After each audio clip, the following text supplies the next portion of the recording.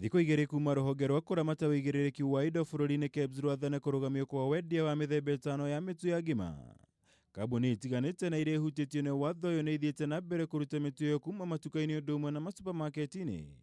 Rĩrĩ ningĩ ithiĩte na mbere gũtetia watho ũyũ ikiuga kambuni ciao nĩ ciarũmĩrĩire watho harĩ kũramata ikĩro iria ciagĩrĩire cia wĩigĩrĩrĩku wa mũtu.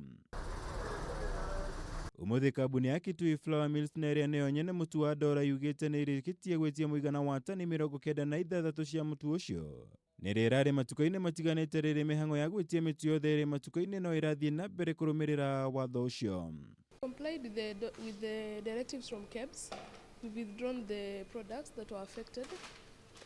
Yes, we are yet to confirm that the products were affected, but we've complied nonetheless. Yeah, for now we have had to stop production and to recall our products. Of course, that is loss because we're in business, but nonetheless we had no alternative but to just comply. Kũringana na wakiri wa kambuni ĩno Faith Sowai ũrĩa warĩtie handũ-inĩ ha mũrũgamĩrĩri mũnene wa kambuni ĩno Ahmed Taib, augĩte nĩ megũtĩa watho ũcio wa KEBS na gũtuĩka matiretĩkĩrania naguo. Kuona gũtirĩ mũtu umaga kĩganda-inĩ kĩu ũtathimĩtwo nĩ ataaramu na gwĩkĩra mũkonde nĩ mũigĩrĩrĩku kũhũthĩka nĩ mũingĩ.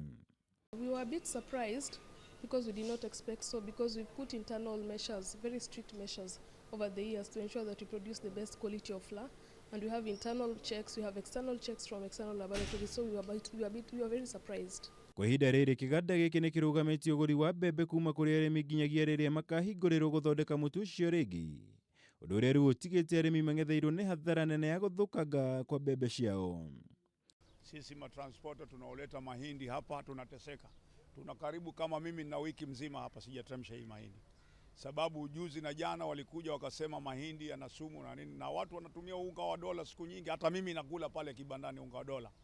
Lakini sijadhurika, na wiki mzima nimekula unga wa Dola. Sasa inakuwaje unga wa Dola una makosa na mahindi yanatoka kiwandani kule mashambani kwa wakulima? Ikiwa hawa wanasema mahindi yana sumu, kwa nini wasende kwa wakulima kwenda kuwaelimisha kwamba mahindi yanatakiwa yawe namna gani? Tulikuja kutoka Kitale, tukafika hapa siku ya Alhamisi. Na tulifika huku wakasema mahindi hawapokei kwa sababu kuna kampuni kadhaa ambao walisema maneno ya sumu ya mahindi iko juu. Ndege ya mũtu ũyũ wa Dola KEBS yarũgamirie wendia na ũthondeki wa mũtu wa kifaru. Jebe starehe na tuten kumana na kĩrĩa yaugire nĩ gũkorwo na thumu wa gĩkĩro kĩa igũrũ wa aflatoxin. Ngĩribotera Kameme TV, njitagwo Mũra wa Gunya.